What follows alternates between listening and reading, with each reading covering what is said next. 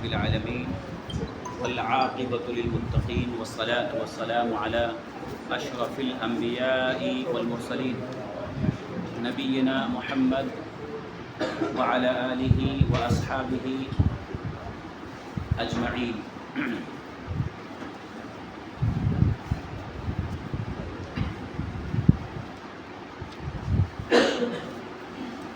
قال الله تبارك وتعالى إن الذين آمنوا والذين هاجروا وجاهدوا في سبيل الله أولئك يرجون رحمة الله والله غفور رحيم.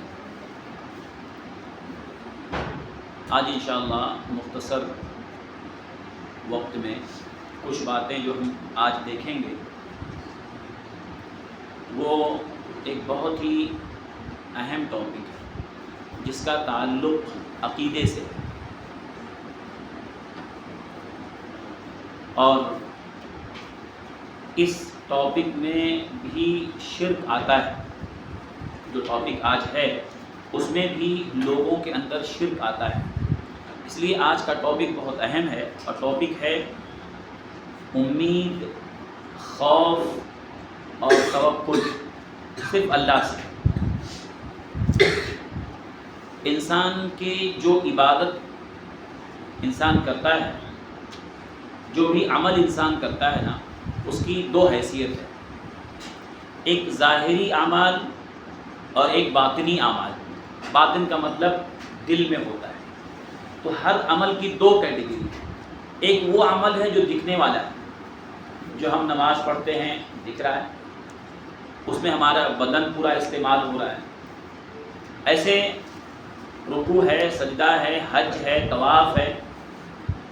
تو کچھ اعمال ایسے ہیں جو ظاہری اعمال ہیں، جو دکھنے والے اعمال ہیں، اور کچھ اعمال وہ ہوتے ہیں جو دکھتے نہیں ہیں، جن کو ہم کہتے ہیں دل کا عمل، قلبی اعمال.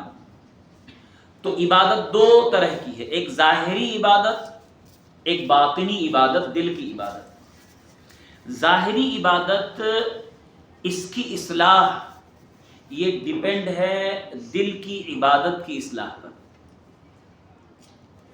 اگر انسان کے اندر کی زمین اگر خراب ہے، اندر کی زمین اگر بگڑی ہوئی ہے، تو وہ ظاہر میں کتنی بھی عبادتیں کر لے اس کی اصلاح نہیں ہو سکتی ہے.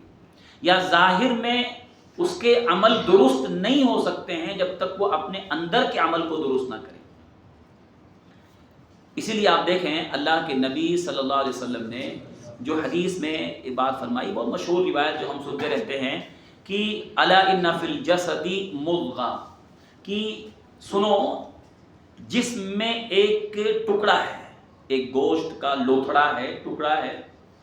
اگر وہ صحیح ہے تو پورا جسم صحیح ہے، اور اگر وہ خراب ہو گیا تو پورا جسم خراب ہو گیا. آپ نے کیا فرمایا؟ الا وہی القلب، وہ دل ہے. دل. پتہ چلا کہ دل اور دل کے اندر کا جو عمل ہے اس کی اصلاح ہی باہر کے عمل کی اصلاح کے لیے ضروری ہے. اگر آدمی اپنے اندر کو صحیح نہیں کیا تو باہر کبھی صحیح نہیں ہوگا. اس لیے منافقین کا حال آپ دیکھیں، وہ بھی نماز پڑھتے تھے، مسجد میں آتے تھے، صف میں رہتے تھے، اور صحابہ کے بیچ میں رہتے تھے، لیکن ان کے اندر کی اصلاح نہیں تھی، اس لیے فیل ہو گئے. اندر کی زمین ان کی نہیں بنی تھی. تو آج کا جو ٹاپک ہے نا، اس کا تعلق دل سے ہے، ظاہر سے نہیں ہے. وہ دکھنے والا نہیں ہے، وہ دکھتا نہیں ہے. دل کے بہت سارے اعمال ہوتے ہیں دل کے اندر، یا قلبی عبادت، دل کی عبادت، اس کی بہت ساری قسمیں ہیں. تقریباً علماء نے 15-16 قسمیں لکھی ہیں کہ 15-16 عبادت ایسی ہیں جو وہ صرف دل سے کی جاتی ہیں، وہ دل میں ہوتی ہیں، وہ دکھتی نہیں ہیں.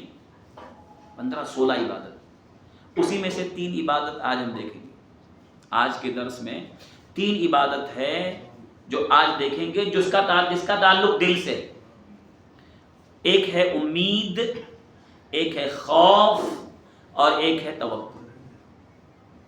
یہ 3 چیزیں ہیں. تینوں کا تعلق ظاہر سے نہیں ہے، اندر سے. وہ دل میں ہوتا ہے، دل کی عبادت ہے.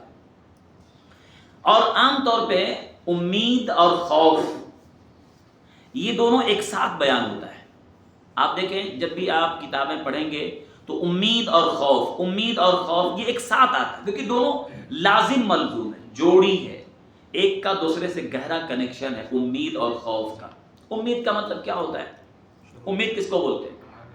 امید کا مطلب ہوتا ہے کہ آپ اردو میں استعمال ہوتا ہے، عربی میں اس کے لیے الرجا ہے، الرجا یا طمع بھی آتا ہے، الطمع اور رجا، لیکن امید اردو میں بولتے ہیں امید۔ انسان کی فطرت میں اللہ تعالیٰ نے رکھا ہے کہ جہاں اس کو کچھ پانے کی امید ہوتی ہے، لالچ ہوتی ہے، ادھر وہ آگے بڑھتا ہے۔ دنیا میں بھی آپ دیکھیے جہاں انسان کو کچھ ملنے کی لالچ ہوتی ہے تو آگے جاتا ہے، ہر معاملے میں دیکھتا ہے میرا کیا فائدہ ہے۔ جہاں اس کو فائدہ دکھتا ہے تو آگے جاتا ہے، جہاں فائدہ نہیں دکھتا ہے تو آگے نہیں بڑھتا ہے۔ تو اللہ تعالیٰ نے بھی انسانوں کے لیے جو ہے بہت ساری چیزیں، جنت اور جنت کی نعمتیں اور بہت ساری چیزیں اللہ نے رکھی ہیں۔ کیوں رکھی ہیں؟ تاکہ انسان کے اندر وہ طمع پیدا ہو، وہ لالچ پیدا ہو۔ تو امید جو ہے نا، امید کس سے امید کرنا ہے؟ امید بھی عبادت ہے، وہ دل میں ہوتی ہے، لیکن امید کس چیز کی امید کرنا ہے؟ ایک مسلمان، ایک مومن کس چیز کی امید رکھتا ہے؟ دو چیزوں کی امید، ایک ہے اللہ کی بخشش کی امید اور ایک اللہ کی رحمت کی امید۔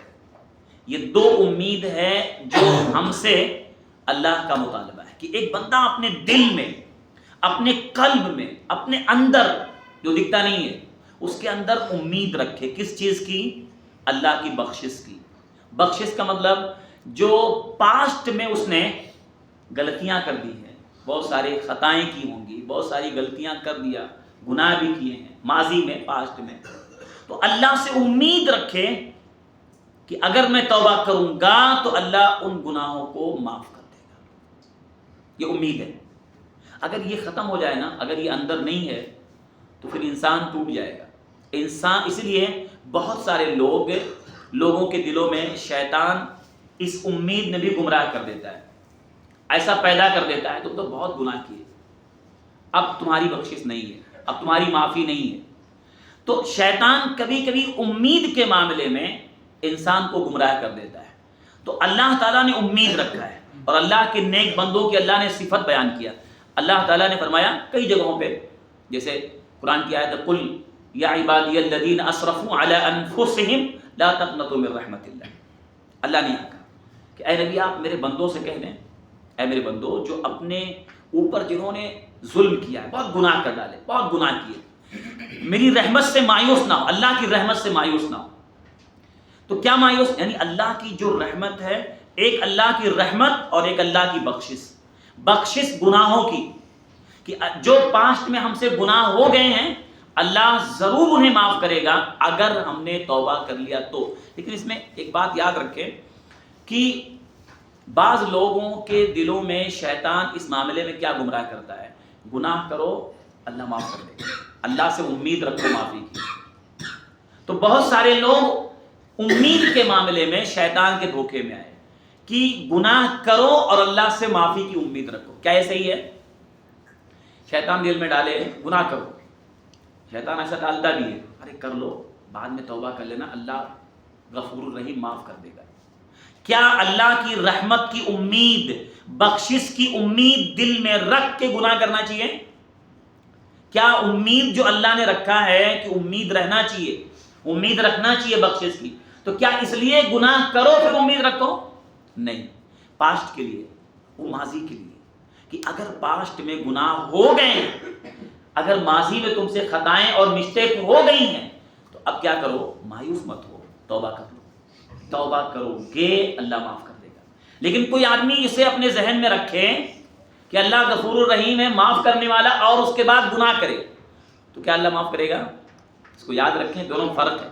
کوئی آدمی آپ دیکھیں اللہ یقیناً رحمت والا، اللہ کی رحمت اس کے غضب پہ غالب ہے۔ جسے کوئی مالک ہو اور بہت رحم دل ہو اور اس کا نوکر اس لیے خوب غلطیاں کرے، مالک کی نافرمانی کرے، بولے آپ بہت رحم والے ہیں، اور خوب غلطی کرے اور مالک کی نافرمانی کرے تو کیا چلے گا؟ مالک کی نافرمانی غلام کرے اس لیے کہ مالک بہت رحم دل ہے، چلتا ہے ایسا؟ آپ اپنے غلام کو معاف کرو گے؟ آپ کا غلام، آپ کا نوکر آپ کی نافرمانی کرے اور کہے کہ آپ بہت رحم والے ہیں اس لیے میں نافرمانی کر رہا ہوں. تو یہی معاملہ یہاں بھی ہے کہ بہت سارے لوگوں کو شیطان اس معاملے میں گمراہ کرتا ہے کہ گناہ کر لو اللہ معاف کر دے. امید اللہ سے امید لگوانا اور گناہ کرانا یہ دھوکہ ہے شیطان کا, نہیں کرنے. تو یہ جو امید ہے نا, یہ امید عبادت ہے, یہ قلبی عبادت ہے, دل کی عبادت ہے کہ اللہ سے امید رکھنا کہ پاسٹ میں جو گناہ ہوئے ہیں, جو غلطیاں ہو گئی ہیں, اگر میں توبہ کرتا ہوں اللہ معاف کر دے گا. تو ایک اللہ سے بخشش کی امید اور ایک اللہ سے رحمت کی امید, دو چیزیں. بخشش مطلب گناہ معاف کرنے کا اللہ, اور رحمت مطلب اللہ کی رحمت ملے گی. اللہ کی رحمت زندگی میں بھی آئے گی, دنیا میں بھی آئے گی اور آخرت میں بھی آئے گی. اگر یہ ختم ہو جائے نا, دیکھیے امید اگر ختم, امید زندگی میں لیمپ کا آئل ہے, یہ آئل ہے. آج بہت سارے لوگ اپنی زندگیاں ختم کر دیتے ہیں, کیوں؟ ان کے پاس امید نہیں ہے. بہت سارے غیر مسلم, آپ مسلمان بھی دیکھیے جن کے پاس علم نہیں ہے, ان کے سامنے کوئی راستہ نہیں دکھتا ہے. ان کو اللہ سے پانے کی امید نہیں ہے, ان کو اس بات کی امید نہیں ہے کہ مسائل میں, بہت ساری مصیبتوں میں اللہ مدد کرے گا یا اللہ تعالیٰ اس مسائل سے نکالے, امید نہیں. اس لیے کیا کرتے ہیں, کتنے لوگ مصیبتوں میں ٹوٹ جاتے ہیں, کتنے لوگ بکھر جاتے ہیں. امید دل میں اللہ سے امید, رحمت کی امید, اللہ سے رحم کی امید, یہ جس کے دل میں ہو جائے نا, بیٹھ جائے قلب میں, جس کے قلب میں, جس کے دل میں اللہ سے رحمت پانے کی امید بیٹھ جائے, وہ زندگی میں چاہے کتنی بھی حالات اس کے بگڑ جائیں, اس کا اندر اتنا مضبوط ہوتا ہے نا, دل کی زمین اتنی مضبوط ہوتی ہے کہ وہ ٹوٹتا نہیں ہے. مسائل اس کو بکھیر نہیں پاتے, زندگی اس کو توڑ نہیں پاتی, اس کی ہمت ٹوٹتی نہیں ہے, وہ چٹان کی طرح کھڑا ہوتا ہے. کون سی طاقت ہے جو اس کو مسائل میں کھڑا کرتی ہے؟ کون سی ایسی وہ اندر انرجی ہے جو اس کو بڑے سے بڑے مصیبتوں اور تکلیفوں میں بھی, نقصان میں بھی, کتنا بھی نقصان اس کا ہو گیا لیکن وہ ٹوٹتا نہیں ہے؟ کون سی طاقت ہے؟ وہ امید ہے. وہ امید ہے. امید انسان کو حوصلہ دیتی ہے. ان مع العسر یسرا, ان مع العسر یسرا, ہر تکلیف کے بعد آسانی ہے. یہ کیا کون بتاتا ہے؟ یہ امید ہے. تو اللہ سے رحم پانے کی امید ہے, یہ انسان کو جینے کا سلیقہ سکھاتا ہے, یہ انسان کو مصیبتوں میں ٹوٹنے سے بچاتا ہے. لیکن جس کے پاس امید نہ ہونا اللہ سے, وہ پھانسی لگا کے مر جاتا ہے. ایک رزلٹ خراب آیا, جا کر کے فندہ لگا دیا. کیوں؟ اس کو اب سامنے دکھ نہیں رہا ہے, اس کو یہ نہیں معلوم کہ کچھ بھی نہیں, دنیا ہے تو ہوتا رہتا ہے. اللہ سے مدد اور اللہ سے پانے, اللہ کی رحمت کی امید, یہ بہت بڑی چیز ہے. زندگی میں کھڑے رہنے کے لیے بہت بڑی طاقت ہے. یہ اللہ نے بتایا کہ ایک مومن جو ہوتا ہے نا, ایمان والا بندہ, جس کے دل میں ایمان ہوتا ہے, وہی ایمان کی جگہ پر ایک عبادت ہے امید کی, اللہ سے پانے کی امید. اس لیے ابن قیم رحمہ اللہ فرماتے ہیں, بہت اچھی تفسیر انہوں نے لکھی اور اس ایک بات لکھی ہے, بہت اہم بات ہے. کہتے ہیں کہ جو قلب ہے نا, دل, یہ دل پرندے کی طرح سے, دل پرندہ ہے. جیسے پرندہ ہوتا ہے, اڑتے اڑتے اپنے گھونسلے میں جا کے, اپنی جہاں اس کا ٹھہرنا ہے, ٹھہراؤ گھر ہے, وہاں جا کے پہنچ جاتا ہے. کہیں بھی رہتا ہے لیکن اڑ کے کہاں پہنچتا ہے؟ اپنے گھر پہ. ایسے قلب نا, انسان کا دل, یہ روزانہ اللہ کی طرف بڑھتا ہے, اللہ سے قرب, اللہ سے نزدیکی, اللہ کی پناہ. یہ قلب اللہ کی پناہ میں روزانہ اللہ کی طرف لپکتا ہے. بھائی ظاہر بات ہے, ہر مومن کا دل روزانہ اللہ کا عبادت کیوں کرتے ہیں؟ اللہ کا قرب, اللہ کی نزدیکی, اللہ کی پناہ چاہیے ہم. تو قلب نا یہ پرندے کی طرف روزانہ جیسے قلب اللہ کی طرف بڑھتا ہے. لیکن پرندے کا جیسے سر ہوتا ہے نا, سر اور دو بازو ہوتے ہیں, کہتے ہیں کہ ایسے دل کا سر نا یہ محبت ہے, اللہ کی محبت, اور دونوں بازو جو ہے پرندے کے, یہ امید ہے اور خوف ہے. بہت اچھی تشریح لکھی ہے کہ اگر سر کٹ گیا پرندہ مر جائے, دل میں اللہ کی محبت ختم ہو گئی, انسان مردہ ہے, چاہے وہ کتنا بھی ہیلتھی, مردہ ہے. جس دل میں اللہ کی محبت نہیں, اس کا سر کٹ گیا. کہتے ہیں محبت پرندے کے سر کی طرح سے, سر کٹ گیا پرندہ مر جائے گا. ایسے ہی دل میں محبت کس کی؟ اللہ کی. کیوں؟ کیونکہ سر سے لے کے پاؤں تک ایک بندہ اللہ کی نعمتوں میں جی رہا ہے، اللہ کے احسان کے نیچے دبا ہوا ہے، تو سب سے زیادہ محبت کس کی ہونی چاہیے دل میں؟ اللہ کی. والذین آمنوا اشد حبا للہ، سب سے زیادہ محبت مومن کے دل میں اللہ کی ہوتی ہے. اس لیے کہا گیا کہ ایمان کی لذت وہ پاتا ہے جس کے دل میں اللہ اور رسول کی محبت دنیا کے سارے لوگوں سے زیادہ اللہ رسول کی محبت دل میں ہو. تو یہ اللہ کی محبت پرندے کا سر ہے. اور اس کے بعد کہتے ہیں بازو، پرندے کا بازو جس سے اڑتا ہے، سر بھی ہو بازو بھی ہو تو پرندہ اپنے ٹھکانے پہنچے گا.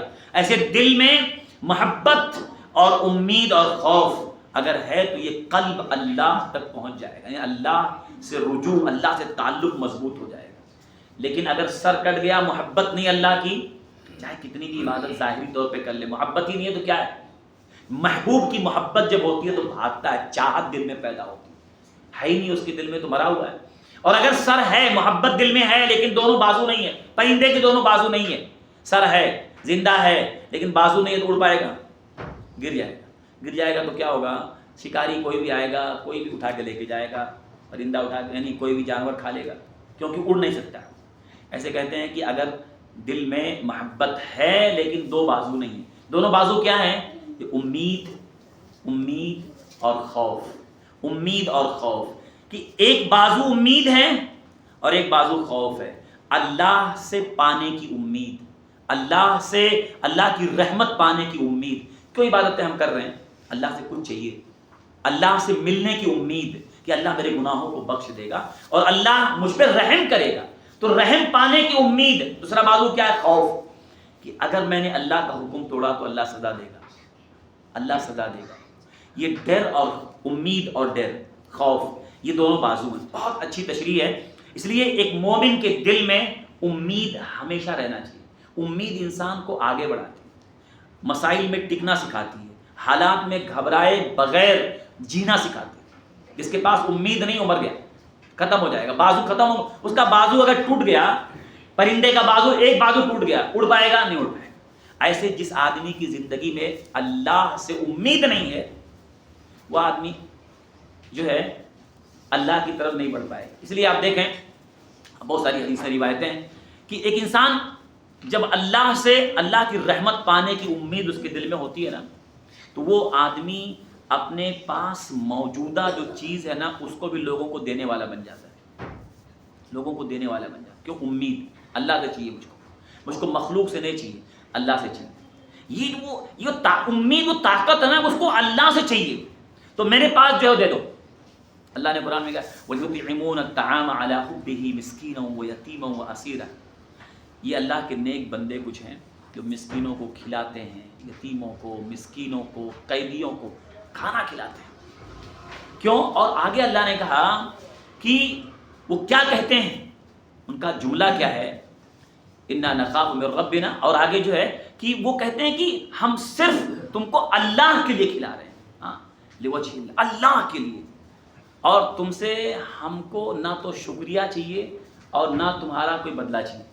یہ کون کہہ سکتا ہے جس کو اللہ سے، مجھ کو اللہ سے رحمت کی امید، اللہ سے پانے کی امید، اللہ سے پانے کی امید ہے اس لیے کھلاتے ہیں کہ ہم کو اللہ سے چاہیے، مخلوق سے نہیں چاہیے. یہ وہ عبادت ہے نا، اللہ سے ملنے کی امید جس کے دل میں بیٹھ جاتی ہے، وہ آدمی اپنے پاس چاہے تھوڑی ہو. ایک آدمی کے پاس ایک گلاس پانی ہے اور اس کے علاوہ نہیں ہے، کہیں جنگل میں ہے، اور اس ایک گلاس پانی کے علاوہ اس کے پاس نہیں ہے. کوئی پیاسا آدمی مانگ رہا ہے، بھائی مجھے دے دو، اور اس کے پاس بھی وہی ایک ہی گلاس ہے بس. کیا دے گا یا نہیں دے گا؟ کہیں اکیلا ہے، ایک بوٹل پانی آپ کے پاس ہے، اس کے پاس پانی ملے گا کہ نہیں ملے گا نہیں معلوم، اور آپ کے پاس ایک ہی بوٹل ہے، اور کوئی آدمی مانگ رہا ہے آپ سے. آپ سوچو کیا کریں گے؟ لیکن جس آدمی کو یہ معلوم ہو کہ ٹھیک ہے اس کو میں دے دیتا ہوں، اگر میں اس کو دے دیتا ہوں تو اللہ مجھ کو اس سے بہتر دے گا. ہو سکتا ہے اللہ تعالیٰ یہ پانی میں نے اس کو دے دیا تو اللہ تعالیٰ مجھ کو اس سے بہتر دے گا. وہ آدمی دے دے گا. جس کو اللہ سے پانے کی امید ہو جاتی ہے نا، اللہ کی رحمت کی امید، وہ اپنے پاس تھوڑا بھی ہوتا دے دیتا ہے. کیوں؟ اس کے دل میں، قلب میں اللہ سے ملنے کی امید. بہت بڑی دولت ہے، وہ عبادت ہے امید. کہ اگر آدمی کے پاس نہیں ہے بخیل بن جائے گا، نہیں ہے وہ لالچی بن جائے گا، امید جب ختم ہو جاتی ہے زندگی بھی، میں نے کہا نا کہ زندگی میں وہ لیمپ کا آئل ہے، بہت سارے نقصانات ہوتے ہیں، لیکن جب وہی چیز امید اس کے دل میں اللہ سے پانے کی امید، وہ اپنے پاس موجودہ چیز کو دے دیتا ہے۔ آپ دیکھیے وہ واقعہ ایک صحابی کا جو بہت مشہور واقعہ ہے، اللہ کے نبی صلی اللہ علیہ وسلم کے پاس ایک شخص آئے اور کہا کہ میں بھوکا ہوں، کچھ مجھے کھانا چاہیے۔ اللہ کے نبی صلی اللہ علیہ وسلم نے پہلے اپنے گھر بھیجا، کہا ایک صحابی کو بھیجا، کہا جاؤ کہ میرے گھر پہ دیکھو کچھ ہے۔ یہ اللہ کے نبی صلی اللہ علیہ وسلم کی عادت تھی، کوئی بھی آدمی آتا تھا تو پہلے آپ اپنے گھر سے بھیج کے منگانا، یا تو اس نے کھانا مانگا اور آپ نے پہلے اپنے گھر بھیجا، ایک گھر گئے، دو گھر گئے، جتنے گھر تھے قریب سب گئے، کسی گھر پہ کھانا نہیں تھا، اتفاق سے کھانا نہیں ملا۔ اللہ کے نبی صلی اللہ علیہ وسلم نے ایک بات کہی مجلس میں، کون ہے جو اس کو کھانا کھلائے آج، یا اس کو اپنا مہمان آج بنا لے اپنے گھر پہ، اللہ اس پہ رحم کرے، اللہ اس پہ رحم کرے۔ یہ نبی کی دعا ہے۔ ایک صحابی اٹھے، کہا اللہ کے رسول میں لے جاتا ہوں، میں کھانا کھلاتا ہوں گھر پہ۔ یہ کیوں اٹھے؟ نبی کی اللہ رحم کرے گا، اللہ کی رحمت پانے کی وہ دعا، اللہ کی رحمت پانے کی امید میں آدمی کو امید جب ہوتی ہے نا، تو پھر وہ آدمی کے اندر آگے بڑھنے کا جذبہ ہوتا ہے، مجھے چاہیے اللہ کی رحمت چاہیے۔ کہا میں لے جاتا ہوں، لے گئے گھر پہ، بیوی سے کہا دیکھو، وہ پورا واقعہ آپ سن چکے ہیں، کہا کہ بیوی سے کہا دیکھو یہ نبی کا مہمان ہے، نبی کے پاس آیا تھا، نبی کے پاس نہیں تھا، نبی نے کہا جو آج اس کو اپنے گھر مہمان بنائے، کھانا کھلائے، اللہ اس پہ رحم کرے گا۔ تو بیوی نے کہا ہمارے پاس تو کچھ ہے نہیں، آلریڈی بچوں کا تھوڑا کھانا رکھا ہے، بچوں کو کھلا کر کے سلا دینا، یعنی بچوں کو کھلانا ہے، اور ہمارے پاس تو کھانے کے لیے کچھ بھی نہیں ہے، آلریڈی ہمارے پاس نہیں، صرف بچوں کے لیے۔ تو وہ صحابی کہتے ہیں کہ یہ کھانا ہم اس مہمان کو کھلائیں گے، اور بچوں کو تم بہلا پھسلا کے سلا دینا، اور اس کے بعد جب تم کھانا لے کے آنا رکھنا، میں رکھوں گا تو چراغ بجھا دینا، اندھیرا ہو جائے گا، میں بھی ساتھ میں بیٹھوں گا، کیونکہ غیرت مند آدمی اکیلے کھائے گا نہیں، کوئی مہمان گھر پہ آئے گا اکیلے تھوڑی کھائے گا، آپ دے دیں گے۔ تو انہوں نے کہا کہ چراغ بجھا دینا، اندھیرا ہو جائے، میں بھی ساتھ میں بیٹھ جاؤں گا، ہاتھ سے ہاتھ ٹکراؤں گا تو اس کو لگے گا میں بھی کھا رہا ہوں، اندھیرا رہے گا وہ کھا لے گا۔ ایک میاں بیوی دونوں ایک پلاننگ کر رہے ہیں، اللہ کی رحمت چاہیے، کیوں کر رہے ہیں؟ ایسے تھوڑی کر رہے ہیں، ایسے تھوڑی آگے بڑھ گئے جو اتنا بڑا کام کر، وہ اللہ سے ملنے کی امید نا انسان کو بڑے سے بڑے عمل پہ کھڑا کر دیتی ہے۔ کچھ بھی نہیں ہے لیکن کر کے دینے کی امید پیدا کرتی ہے، جو ہے وہ دے دو، اللہ دے گا۔ تو کھلائے، وہ پیٹ بھر کے کھا لیے، اس کے بعد سلا دیے، صبح نبی کے پاس لے کر کے آئے، اور اللہ نے پہلے سے آیت نازل کی قرآن میں، اللہ نے نبی کو پہلے بتا دیا کہ جو صحابی آ رہے ہیں آپ کے، ابو طلحہ رضی اللہ تعالیٰ، کہا انہوں نے کیسے کیسے پورا گھر میں میاں بیوی نے پلاننگ کر کے کھلایا ہے، اللہ نے پہلے سے بتا دیا۔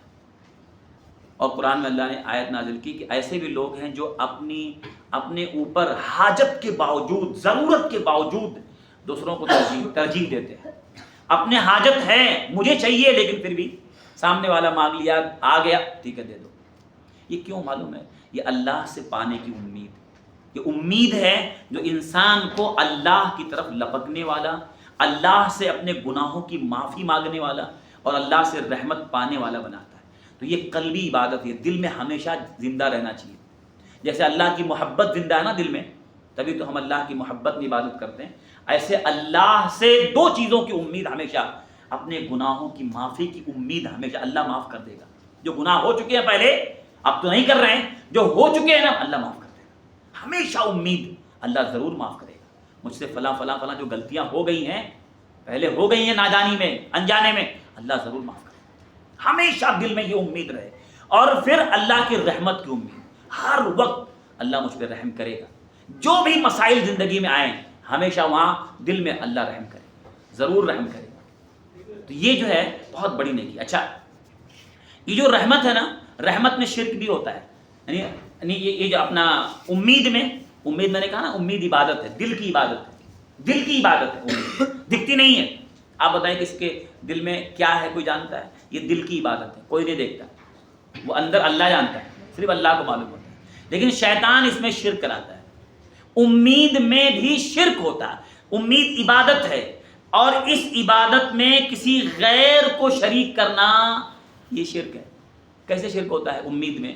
ایک آدمی جو چیز صرف اللہ سے امید کرنا چاہیے غیر سے امید کرنے لگے تو کیا ہو جائے گا؟ یہ اللہ سے امید رکھنا عبادت ہے، اللہ سے معافی کی امید رکھنا عبادت ہے، اللہ سے اللہ کی رحمت کی امید رکھنا عبادت ہے، لیکن غیر سے کوئی آدمی کسی غیر سے امید رکھے کہ فلاں میرے گناہوں کو بخش دیں گے تو کیا ہے؟ صحیح ہے؟ کوئی آدمی یہ امید رکھے فلاں صاحب میرے گناہوں کو بخش دیں گے۔ بہت سارے آپ عیسائی کو دیکھیں، وہاں جاتے ہیں، چرچ میں گئے، آپ جا کر کے پورا گناہ بیان کر دو، معافی ہو گئی۔ عیسیٰ علیہ السلام یا جو وہ گاڈ مانتے سب معاف کر دیں۔ کیا ایسا ہوتا ہے؟ کسی کے سامنے جائے تو یہ امید کسی اور سے گناہوں کی بخشش کی امید رکھنا شرک ہے۔ کسی اور سے بارش کی امید رکھنا، بارش کون برساتا؟ اللہ۔ امید کسی اور سے رکھنا، یہ فلاں صاحب بارش، تو کیا یہ شرک ہے؟ اولاد دینا کس کا کام ہے؟ کسی اور سے اولاد کی امید رکھنا شرک ہے۔ تو امید میں بھی شرک ہوتا ہے۔ امید عبادت ہے، دل کی عبادت ہے، اس میں جو کام صرف اللہ کر سکتا ہے اور اللہ ہی سے امید رکھنا ہے۔ کوئی آدمی اگر غیر کو اپنے دل میں لا کے بسا لے اور جو کام صرف اللہ ہی سے امید لگانا چاہیے غیر سے لگائے، کیا ہو جائے گا؟ شرک ہو جائے گا۔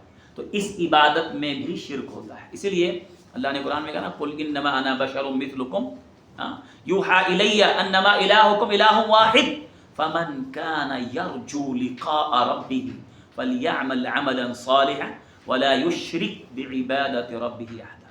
جو اللہ سے ملنے کی امید، جس کو امید ہے کہ اتنا اللہ سے ملنا ہے، تو وہ اچھا عمل کرے اور اللہ کے اس اچھے عمل میں کسی کو شریک نہ کرے۔ تو امید عبادت ہے، اس میں کسی کو شریک نہیں کرنا چاہیے۔ ایسی دوسری چیز کیا ہے؟ خوف۔ دوسری عبادت کیا ہے؟ خوف۔ امید خوف دونوں بازو ہیں۔ ایک انسان ہمیشہ اسی میں جیتا ہے، امید اللہ سے، اللہ کی رحمت پانے کی امید، گناہوں سے بخشش کی امید۔ خوف کا مطلب کیا ہوتا ہے؟ ڈر۔ ہمیشہ اللہ کا ڈر دل میں رہنا۔ کس بات کا ڈر؟ ایک آدمی کے دل میں قانون اور لوگوں سے بڑھ کے اللہ کا ڈر ہونا چاہیے۔ آج لوگ ڈرتے ہیں، سی سی ٹی وی کیمرہ لگا تو ڈرتے ہیں، پولیس کھڑی ہے تو ڈرتے ہیں۔ جتنا دل میں غیروں کا ڈر ہے، اللہ کا اتنا خوف نہیں ہے۔ خوف بھی عبادت ہے۔ دل میں ڈر رکھنا عبادت۔ کس کا ڈر؟ کس کا ڈر؟ اللہ کا ڈر۔ اللہ کے قانون توڑنے سے گھبرانا، اللہ نے جس کو حرام کر دیا ہے اس کو کرنے سے ڈرنا۔ ڈرنا کس چیز سے؟ اللہ کی سزا سے، اللہ کی پکڑ۔ اللہ کی پکڑ کا احساس ہمیشہ رہے، یہ عبادت ہے۔ جس مسلمان کے دل میں اللہ کی پکڑ کا احساس ہمیشہ ہو، وہ آدمی گویا عبادت کر رہا ہے۔ کون سی عبادت؟ خوف۔ خوف عبادت ہے۔ اللہ نے کہا فَلَا تَخَافُوهُمْ وَخَافُونِي إِن كُنتُم مُؤْمِنِينَ۔ اگر ایمان ہے نا، اگر ایمان ہے تو ان سے مت ڈرو، مجھ سے ڈرو۔ لوگوں سے مت ڈرو، مجھ سے ڈرو۔ تو آج ایک آدمی کو دنیا میں بہت ساری چیزوں کا ڈر اس کے دل میں ہے، لیکن اللہ کا ڈر اتنا نہیں ہے۔ دنیا کا سب سے قیمتی آدمی وہ ہے جس کے دل میں اللہ کا ڈر ہو۔ اس لیے آپ دیکھیں، اللہ کے نبی صلی اللہ علیہ وسلم نے حضرت معاذ بن جبل رضی اللہ تعالیٰ عنہ کو جب سفر پہ بھیجنے لگے اور انہوں نے اللہ کے نبی سے نصیحت مانگی تو آپ نے کیا کہا؟ اتق اللہ حیثما کنت۔ اے معاذ، جہاں کہیں رہے اللہ کا ڈر تیرے دل میں رہنا چاہیے۔ اللہ سے ڈرتا رہے، جہاں کہیں رہے، مسجد میں رہے، مسجد کے باہر رہے، بازار میں، گھر میں، لوگوں کے بیچ، کہیں بھی رہے، اللہ کا ڈر۔ یہ خوف، اللہ کا ڈر، گھبرانا۔ آپ دیکھیے ہم لوگوں کے بیچ میں تو ڈرتے ہیں، آج آدمی کا تقویٰ، آدمی کا ڈر کہاں ہوتا ہے؟ جہاں لوگوں کے بیچ میں پہچاننے والا دیکھ رہا ہے تو آدمی ڈرتا ہے، غلطی نہیں کرنا چاہیے۔ آج آدمی غلطی سے، گناہ سے کہاں بچتا ہے؟ جہاں لوگ دیکھ رہے ہیں، جہاں لوگ پہچاننے والے۔ لیکن اگر اکیلا ہے تو، اگر اکیلا ہے، تنہائی میں ہے، کوئی نہیں دیکھ رہا ہے، تب یہی اس کا امتحان ہے۔ اس کے دل میں یہ عبادت ہے کہ نہیں؟ خوف والی عبادت، اللہ کے ڈر والی عبادت ہے کہ نہیں؟ ہم سب اپنا جائزہ لیں۔ اور آج بہت آسان ہے سمجھنا. ہم تنہائیوں میں اللہ کا ڈر ہمارے اندر ہے یا نہیں ہے, واقعی ایمان ہے کہ نہیں. تنہائیوں میں ہم ڈرتے ہیں کہ نہیں اللہ تعالیٰ سے, یہ ہمارا امتحان ہے. امید تو اللہ سے ہے, اللہ ضرور رحم کرے گا, امید ہے. ایک بازو ہمارا ہے, اللہ سے امید ہم لگائیں اور بخشش کی امید اللہ تعالیٰ سے لگائیں, لیکن اللہ کا ڈر ہے کہ نہیں. جو آدمی دیکھیں ڈر اور امید ایک ساتھ میں ہے.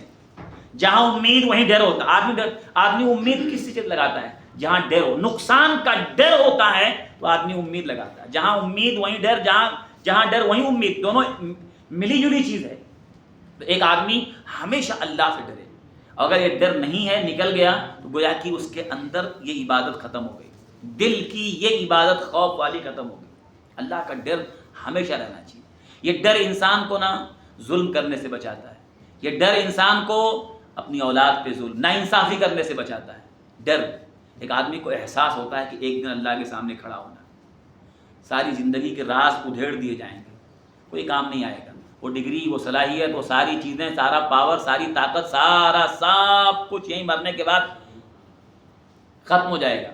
یہ ڈر, جس انسان کے دل سے اللہ کا خوف نکل جاتا ہے نا, وہ جانور سے بدتر ہو جاتا ہے.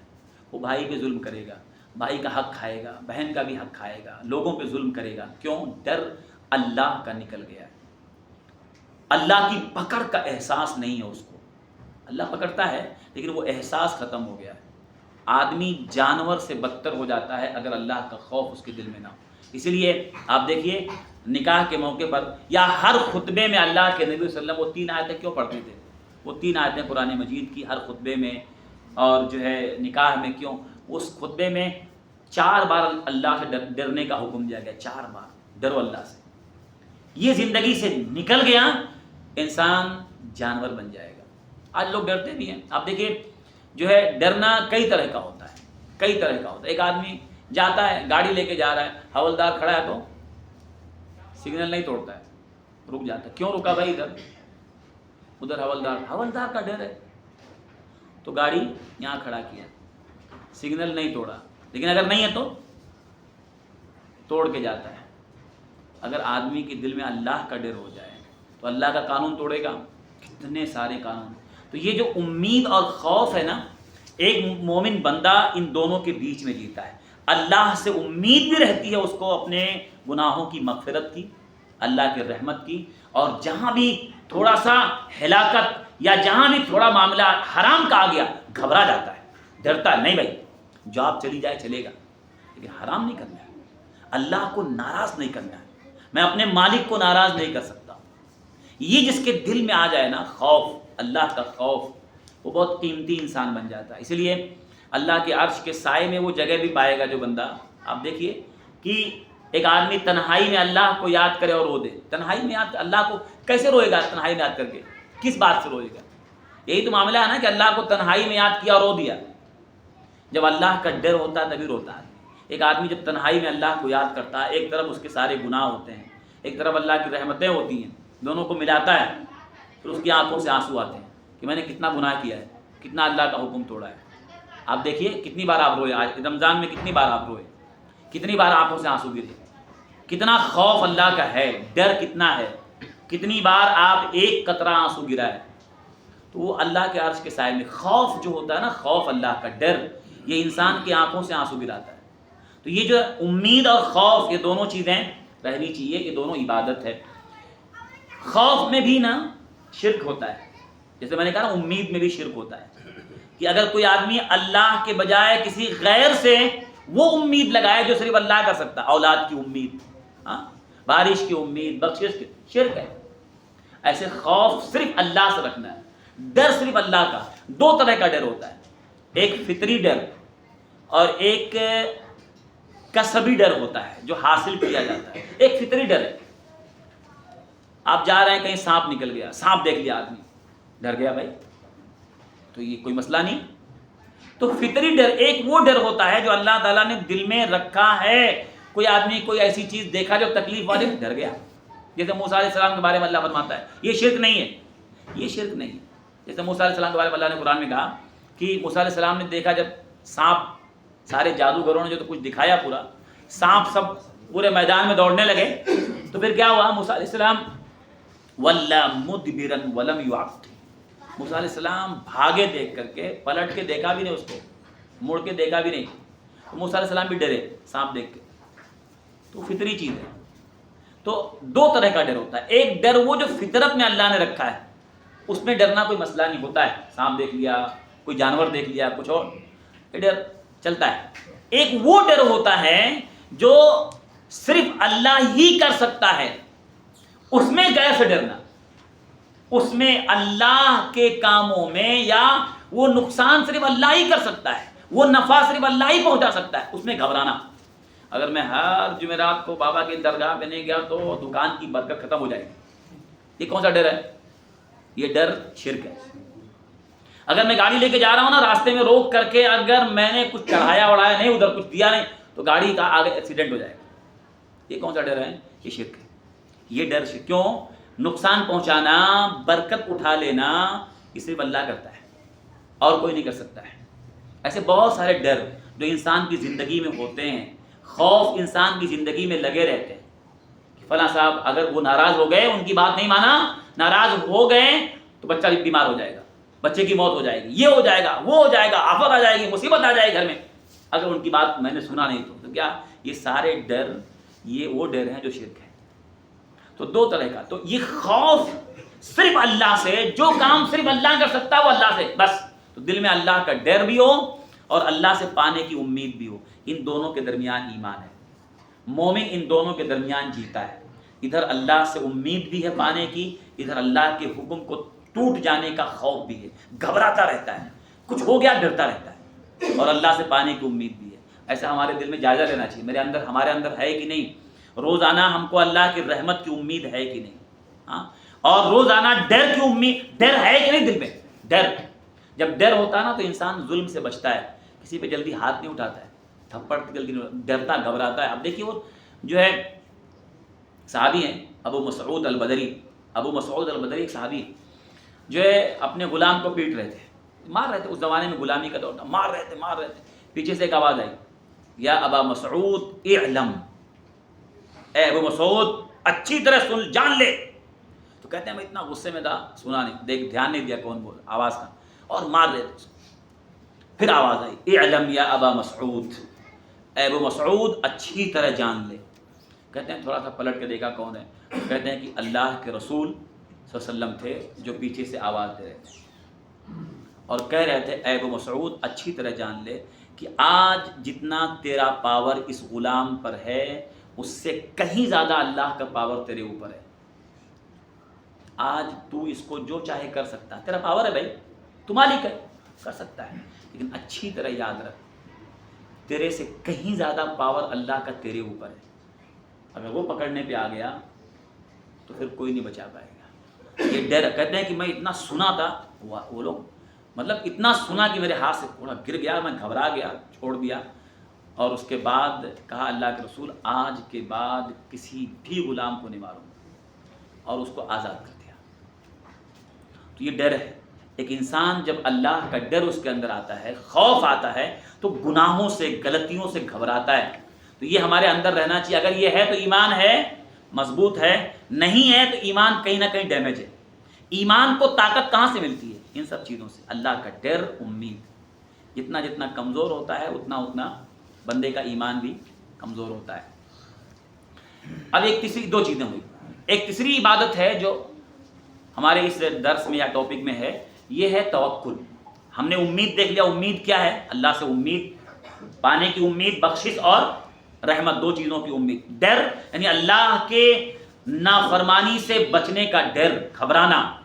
اللہ سے ہمیشہ اللہ کے خوف کا احساس دل میں رہنا، یہ ڈر ہے، ڈرنا، گھبرانا. تیسری چیز ہے توکل. توکل کا مطلب کیا ہوتا ہے؟ توکل کہتے ہیں نا اپنے میٹر کو اللہ کے سپرد کر دینا، حوالے کر دینا. یہ توکل. دیکھیے اردو میں آتا ہے بھروسہ. بھروسہ اور توکل میں فرق ہے. بھروسہ مطلب یہ ہوتا ہے کہ چلو مجھے کسی انسان میں بھروسہ ہے، یہ آدمی میرا کام گڑبڑ نہیں کرے گا، یہ بھروسہ ہے. آپ نے کسی کو 1 لاکھ روپے دیا اور آپ کو بھروسہ ہے کہ یہ برابر کام کر کے آئے گا، کچھ گڑبڑ نہیں کرے گا، اس کو بھروسہ بولتے ہیں. لیکن توکل الگ ہے. توکل کہتے ہیں نا کہ آپ اپنے میٹر کو کسی کے حوالے کر دیں اور یہ پورا کہ مطلب یہ مسئلے کا حل کرے گا.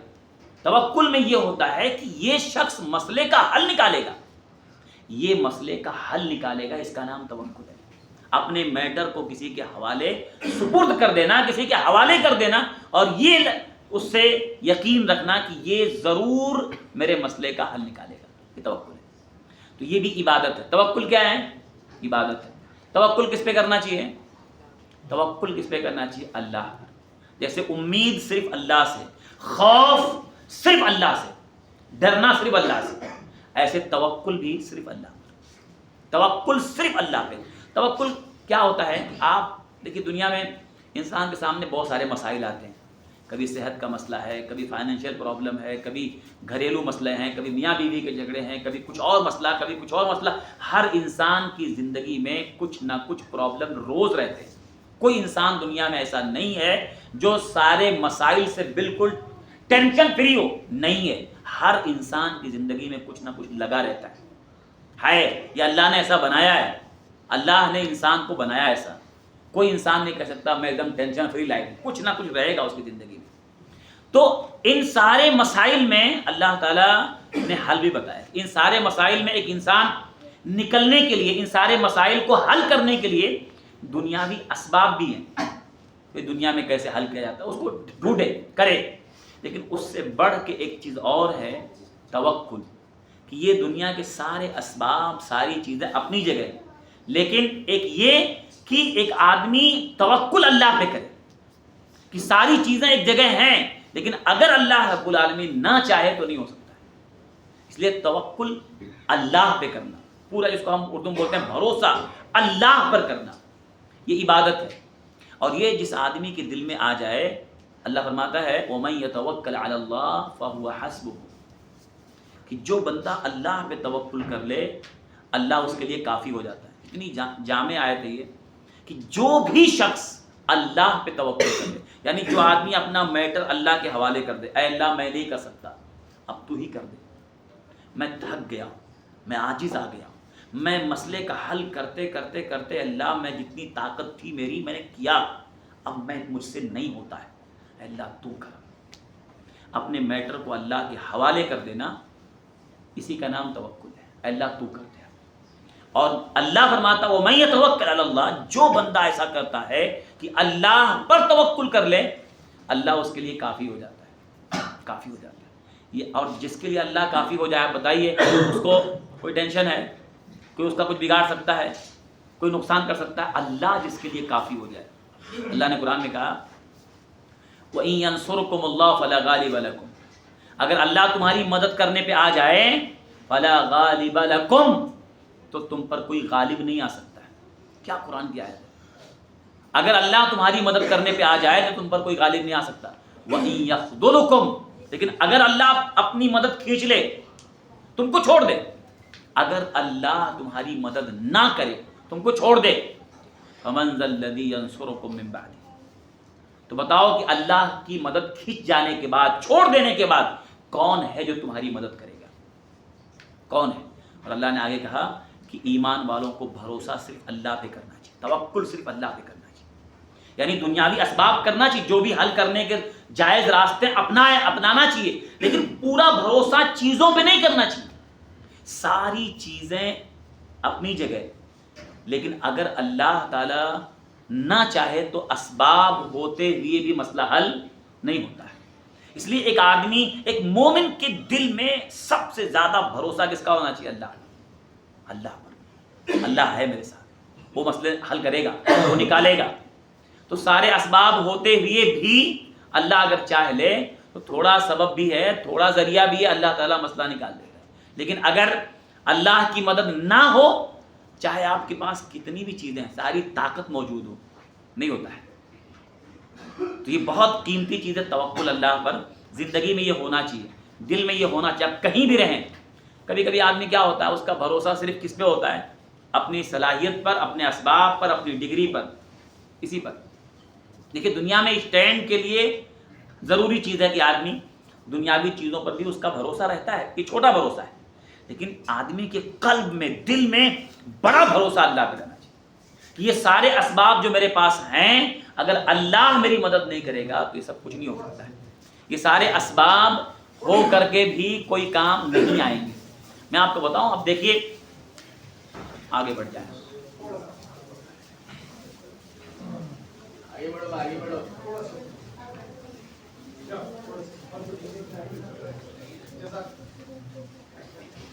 تو یہ جو توکل ہے نا، بھروسہ، دیکھیے ایک چھوٹا بھروسہ ہوتا ہے.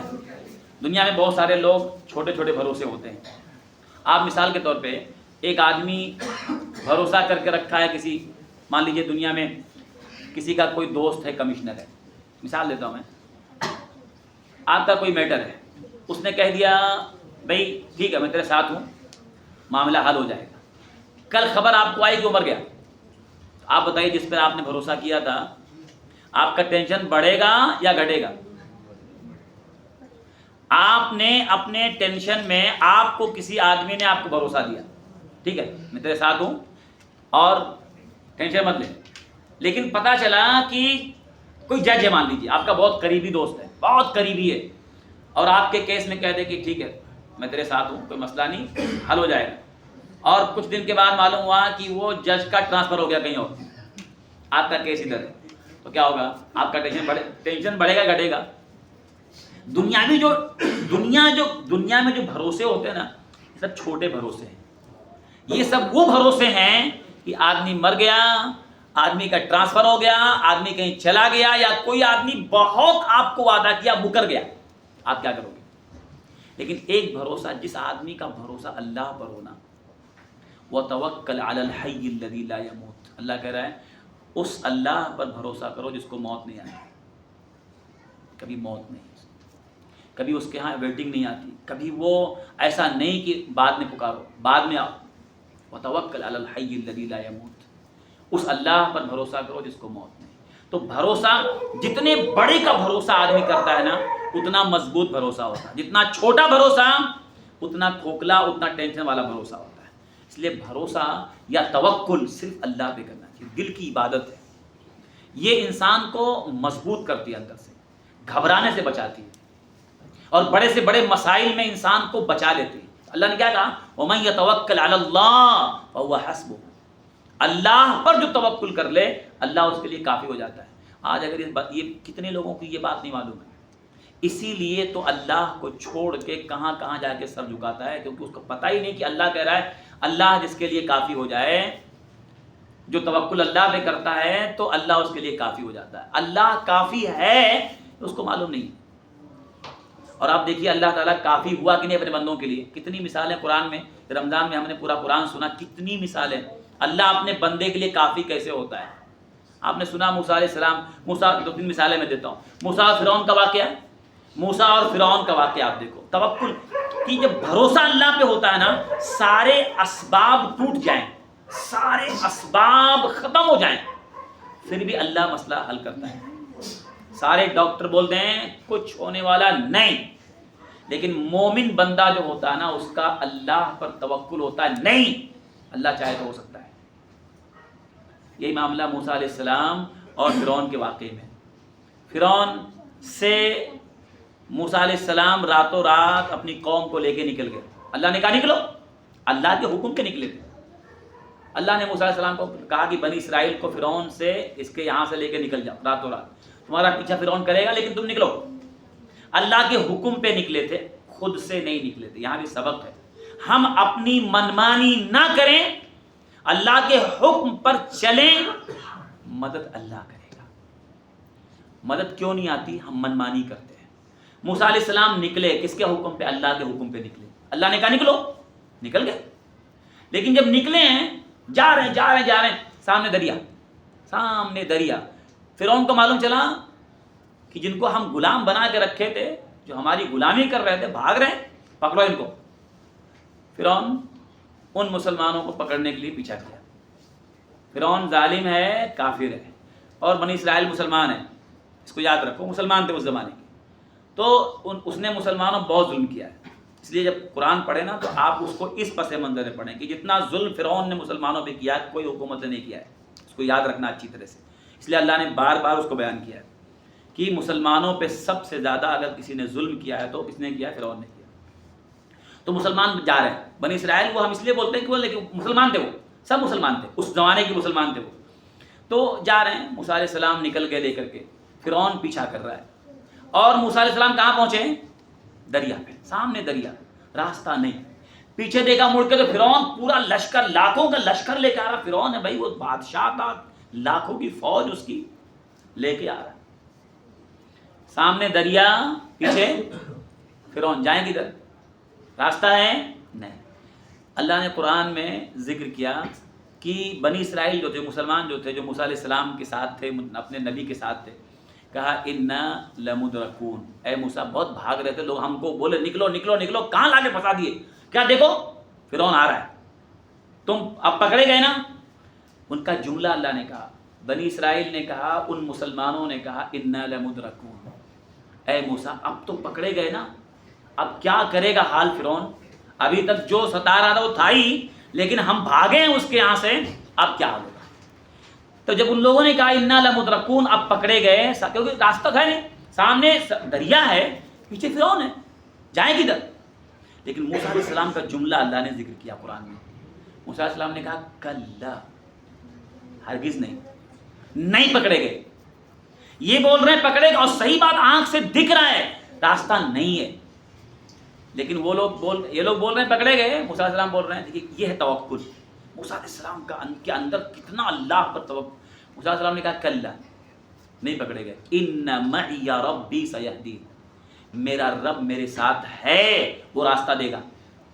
میرا رب میرے ساتھ ہے، کیونکہ میں اپنی مرضی سے نہیں نکلا ہوں، اس نے بولا نکلنے کے لیے. رب نے کہا نکلو، جب اس نے کہا نکلنے کے لیے راستہ وہ دے گا. سامنے دکھ نہیں رہا ہے، پیچھے فرعون ہے، سامنے دریا، راستہ نہیں دکھ رہا ہے، لیکن یقین کتنا ہے اللہ راستہ دے گا. اسی کا نام توکل، یقین. سارے اسباب ٹوٹ جائیں، آپ کی آنکھوں کے سامنے اندھیرا ہو جائے، آپ کو دکھ رہا ہے کہ اس مصیبت میں اب کچھ نہیں ہو سکتا ہے، لیکن اندر یقین ہو سکتا ہے اللہ اگر چاہے تو اس اندھیرے میں بھی راستہ دے سکتا ہے. اللہ کے لیے راستہ دینا، اللہ کے لیے مصیبت میں حالات پیدا کر دینا، نکال دینا کوئی مشکل ہے. ان اللہ علی کل شیء قدیر، اللہ ہر چیز پہ قادر ہے. اور اللہ نے راستہ دیا کہ نہیں دیا؟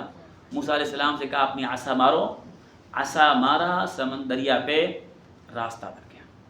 اللہ نے کالطود العظیم، پانی ایسا دونوں طرف جو ہے یہ اپنا برف کی طرح کھڑا ہو گیا، ادھر ادھر پورا بیچ میں راستہ.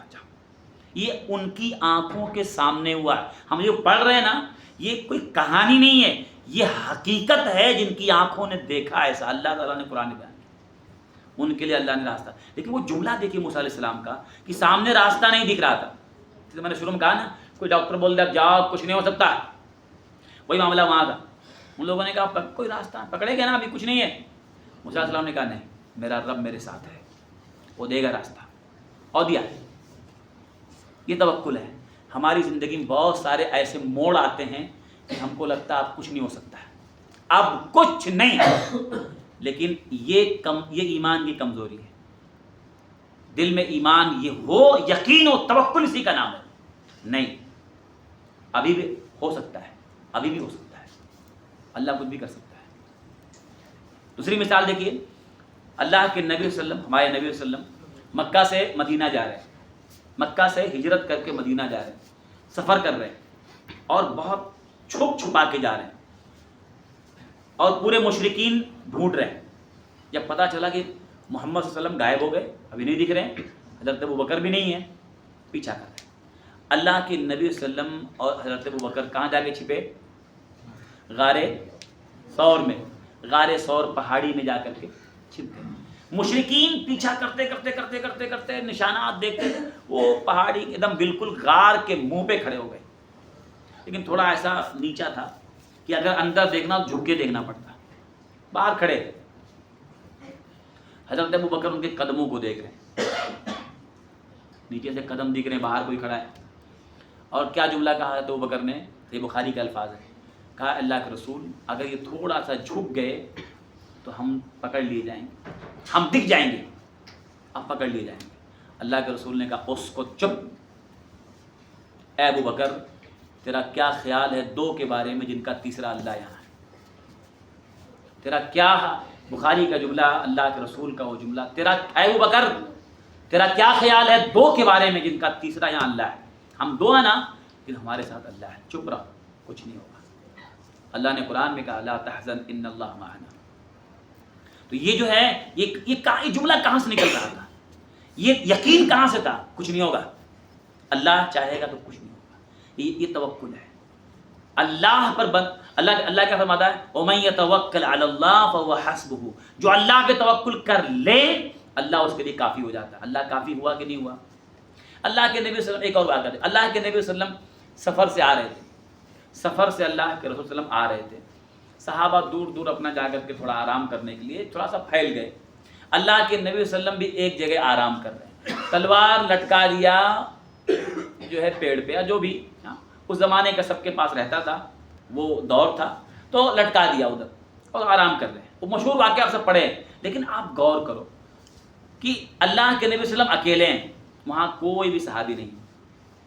اس زمانے میں کیا ہوتا تھا کہ مطلب صحرا ہوتا تھا اور علاقہ پہاڑی تھا، تو کوئی ادھر چلا گیا تو ادھر، تو اللہ کے نبی صلی اللہ علیہ وسلم بھی ایک پیڑ کے پاس یا درخت ادھر آپ آرام کر رہے ہیں، وہاں کوئی آجو بازو میں صحابی نہیں۔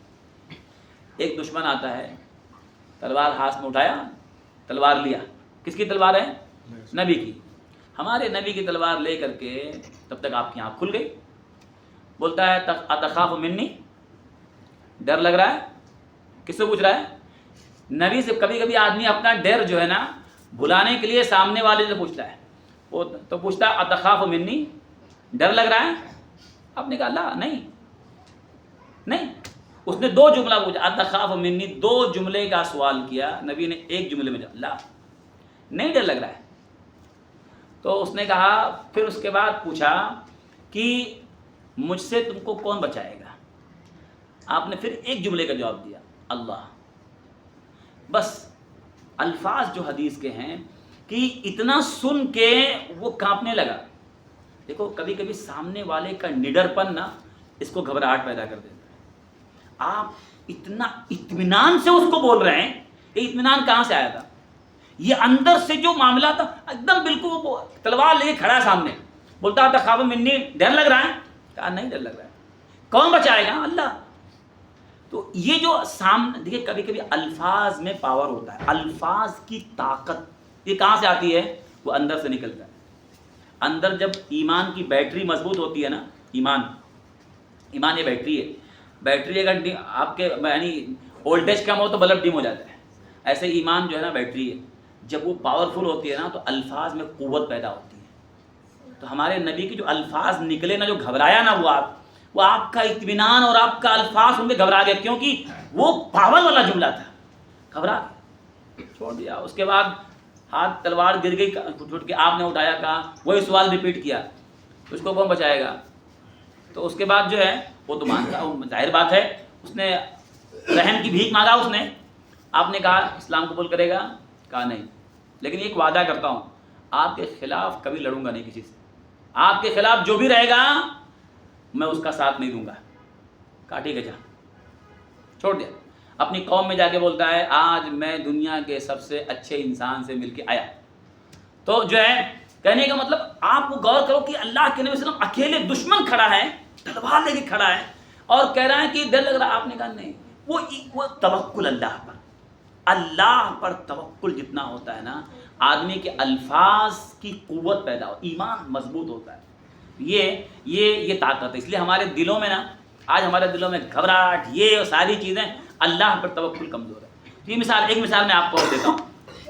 آپ دیکھیے ابراہیم علیہ السلام ہے، یہ سب قرآن کی مثالیں ہیں، قرآن میں سارے واقعات ہیں، اور ایک جو ابھی میں نے پہلا حدیث کی مثال دی، یہ جو ہے ابراہیم علیہ السلام کو نمرود کا واقعہ، ابراہیم علیہ السلام کا اور پورے قوم کا آگ میں ڈال دیا۔ ابراہیم علیہ السلام نے دعوت دیا، نہیں مانے، اور پورا جو معاملہ ہے ابراہیم علیہ السلام کہاں ڈالا؟ ابراہیم علیہ السلام کو آگ میں ڈالا، بڑی ساری آگ جلایا، اتنی لمبی چوڑی آگ جلا کے ڈال دیا۔ اللہ تعالیٰ آگ ڈائریکٹ بجھا سکتا تھا نا، بارش نازل کر دیتا، پوری آگ ختم ہو جاتی، لیکن اللہ نے آگ بجھایا نہیں۔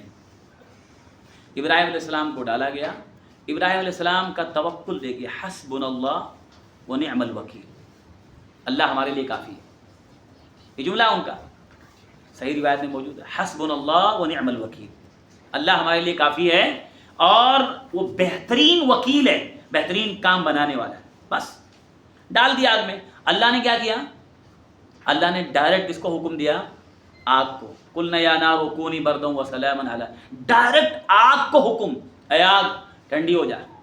کس کو اللہ نے کہا؟ آگ کو، ڈائریکٹ آگ کو کہا ٹھنڈی ہو جا، سلامتی والی ہو جائے۔ کس پر؟ ابراہیم علیہ السلام۔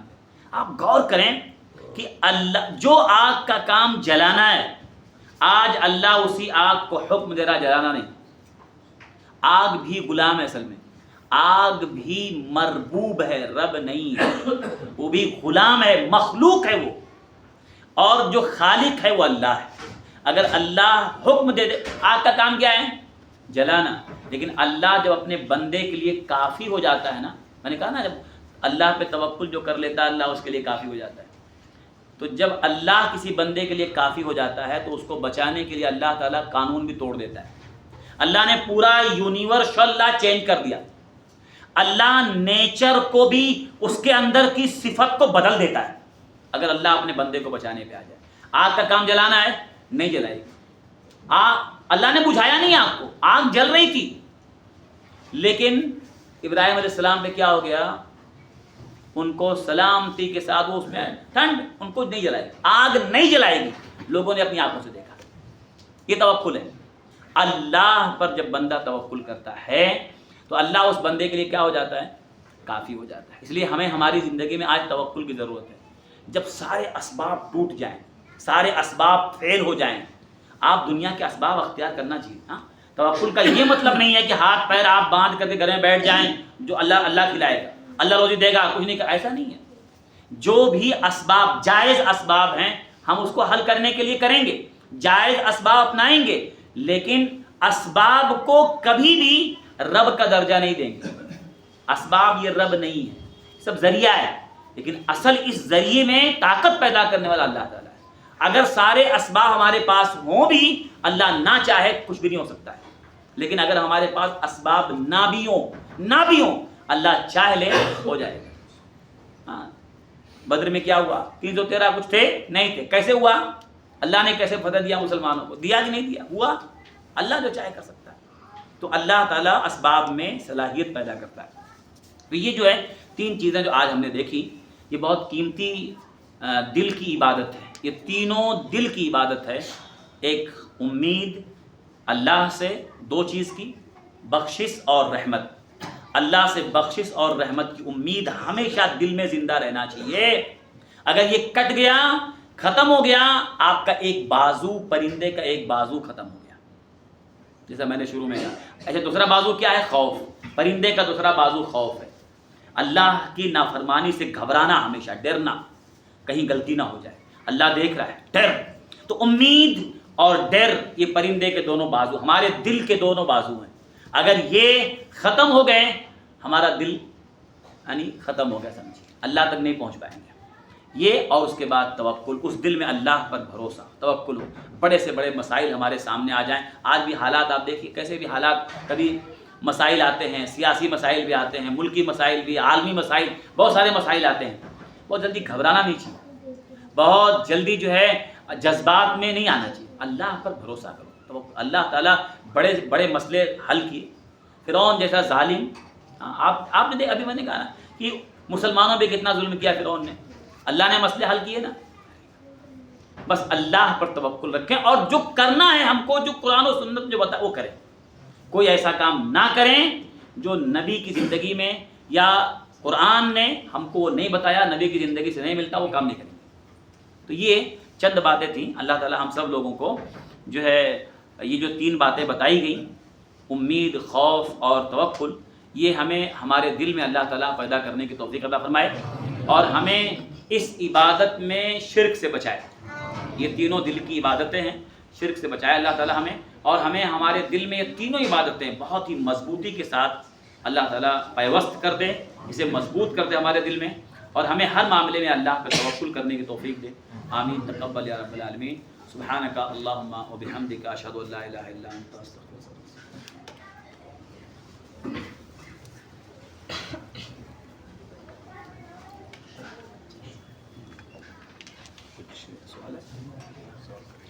کچھ سوال ہے تو اگر کچھ ہے تو پوچھ سکتے ہیں.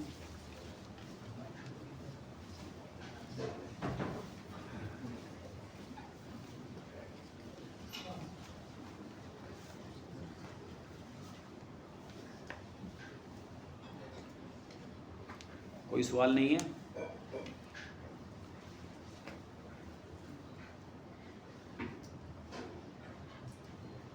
تو یہ عبادت کی رات ہے، اس کو انفرادی عبادت، اگر سوال نہیں ہے تو میں ہی بتا دیتا ہوں آپ کو کچھ.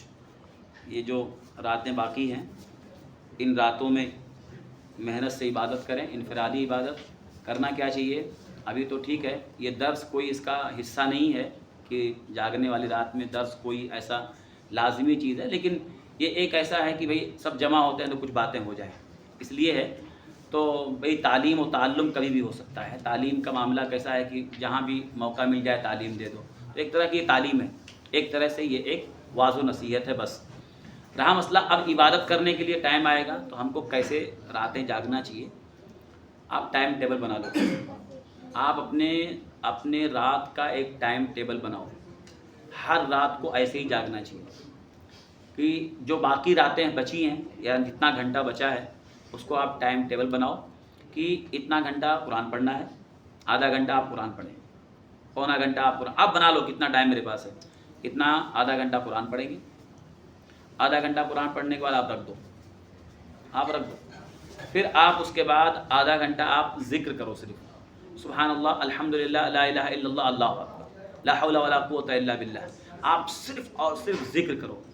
ایک ایک کلمہ سبحان اللہ جنت میں ایک پیڑ لگتا ہے، زمین و آسمان کی خلا کو بھر دیتا ہے. آپ آدھا گھنٹہ صرف ذکر کرو، آدھا گھنٹہ قرآن پڑھو. ایک عبادت ہو گئی آپ کی. سیکنڈ عبادت، آپ صرف بیٹھے بیٹھے ذکر کرو، کچھ نہیں بات کرو کسی سے. بیٹھے بیٹھے سبحان اللہ سبحان اللہ سبحان اللہ سبحان اللہ، الحمدللہ الحمد. اللہ کو سب سے پیارے 4 کلمات ہیں. 4 کلمات سب سے پیارے ہیں. سب سے محبوب کلمہ اللہ کے نزدیک 4 ہیں: سبحان اللہ، الحمدللہ، لا الہ الا اللہ. آپ پڑھتے رہو. اور بھی ذکر ہے لیکن کم سے کم آپ آدھا گھنٹہ پڑھ لو، پھر بند کر دو. 1 گھنٹہ ہو گیا آپ کا، 2 عبادت ہو گئی. پھر اب آپ آدھا گھنٹہ صرف درود پڑھو، اپنے نبی پہ درود پڑھو. ہم درود بہت کم پڑھتے ہیں. ہاں، نماز میں پڑھتے ہیں یا تو کبھی اذان کے بعد پڑھتے ہیں. ہاں، تو نبی پر بیٹھے بیٹھے اللہم صلی علی محمد وعلی آل محمد آپ درود پڑھیں. صرف آپ درود پڑھیں. ہاں، آپ چائے پیتے رہیے، سنتے بھی رہیے. تو درود پڑھیں. ایک بار درود پڑھنے پہ اللہ کی کتنی رحمت؟ 10 رحمت آتی ہے. آپ آدھا گھنٹہ درود پڑھیں گے، کتنی رحمت آئے گی؟ کتنی رحمت پا جائیں گے آپ. آدھا گھنٹہ درود پڑھ لیجیے، اس کے بعد بند کر دیجیے. پھر اب اس کے بعد آدھا گھنٹہ آپ صرف اور صرف توبہ کیجیے. توبہ، استغفر اللہ کہ جو گناہ ہو چکے ہیں نا اس کی معافی. آدھا گھنٹہ آپ صرف توبہ، استغفر اللہ الذی لا الہ الا هو الحی القیوم واتوب الیہ، یا اپنے الفاظ میں آپ اللہ سے آدھا گھنٹہ توبہ کریں. 4 کام ہو گئے. اور اس کے بعد 5واں کام کیا کرو؟ اخیر میں اللہ سے دعا مانگو. آدھا گھنٹہ آپ دعا کرو اللہ تعالیٰ سے. جو بھی آپ کا مسئلہ اللہ سے مانگ لو. پہلے جنت مانگو، کیونکہ مانگنے میں سب سے قیمتی چیز مانگنا چاہیے. پہلے وہ ٹاپ لیول پہ ہو، جنت پہلے. تو جنت مانگو، اور اس کے بعد پھر دنیا کا جو بھی آپ کا جائز کام مانگو. جاب مانگنا ہے، رشتہ مانگنا ہے، کسی کا رشتہ نہیں ہو رہا ہے، کسی کو کورٹ کچہری کا مسئلہ پھنسا ہوا ہے، کسی کو کیا کتنے سارے مسئلے پینڈنگ ہیں، اللہ سے مانگو. آدھا گھنٹہ آپ کا 2.5 گھنٹہ نکل گیا، رات تو ختم ہو گئی. آپ جائیے سحری کیجیے.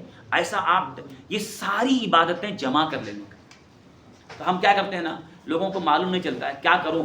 اب قرآن پڑھ لیا تھا، کیا کروں، ابھی بیٹھا ہے تو باتیں چل رہی ہیں. نہیں، آپ ٹائم ٹیبل، آپ کو یہ ساری عبادتیں آپ جمع کر لو ایک رات میں. آپ گھر میں بھی جا سکتے ہو، لیکن یہ ٹائم ٹیبل سے بنا کے جاگنے سے ساری عبادتیں آ جاتی ہیں. ورنہ پھر آدمی ایک آدھ کر لیا بس. ہاں، تو دعا آپ لاسٹ میں آدھا گھنٹہ آپ اللہ سے مانگو. ہاں، جو بھی مانگنا ہے.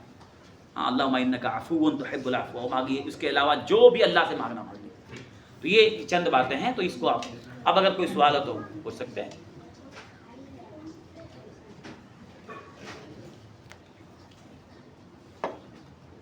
اور نہیں ہے تو اچھی بات ہے, دعا پڑھ لیتے ہیں. سبحانک اللہم و بحمدک اشہد ان لا الہ الا انت استغفرک و اتوب الیک.